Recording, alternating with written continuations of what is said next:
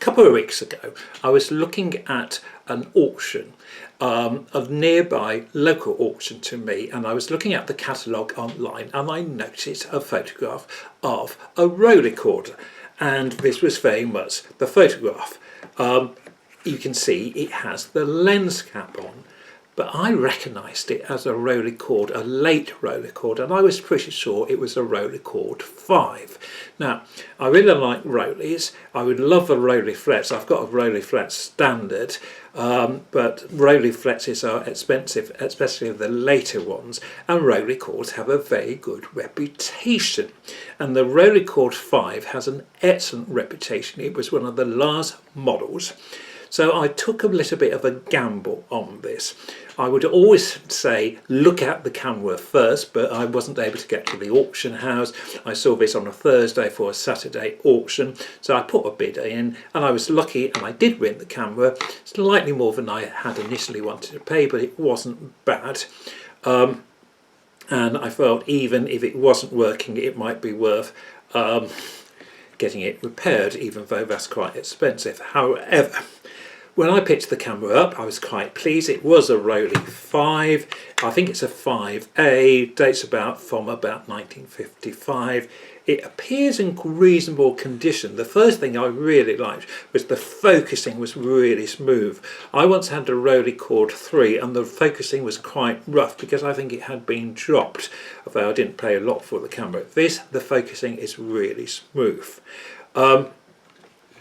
To put the film in, it is a little bit stiff to open, but you bring this like this, you open this here, and as I said, it's a bit stiff, but a new film will go in there, across to here. You can see there's a film just being used, and the 6x6 is here. You can get an adapter so you can put 35mm in, but I have no intention of putting 35mm in. But these adapters were quite useful if you wanted to turn it into a portrait camera. So you must make sure that the start of the film it lines up with the start of this red line here. Then you close the camera and you wind on until you get to 1 here. So let's talk about the basic operation of this camera. The focusing is here, and you look down like this to use the camera, and you focus, and you've got a lovely ground glass that you can focus on. There's the ground glass in there, and as you focus you can, the aperture is on the side here. The shutter speed is on the side here, and the aperture is on the other side. It does use a EV exposure value system, although I can set them both independently. So I can set 125 here, and then I can set the aperture as I desire here. The faster speed on here is 3.5, and it's a Snyder lens, which is a good quality lens. Up here is the red dot. When you can't see the red dot, you have a double exposure lock, so you can't double expose, but when you see the red you can double expose. So this can be quite a nice effect on this camera. To set, so to use, you would have to focus, set the aperture, check the shutter speed.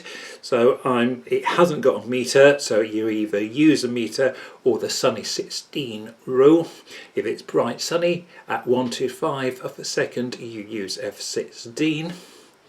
You have to set the shutter here, and then you can take from this little button here, which you just press up, or you can use the other switch here.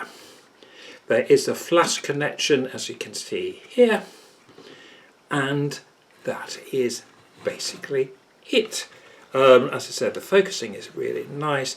The slow shutter speeds are a little bit on the sluggish side, but let's see what happened when I actually took it out to use.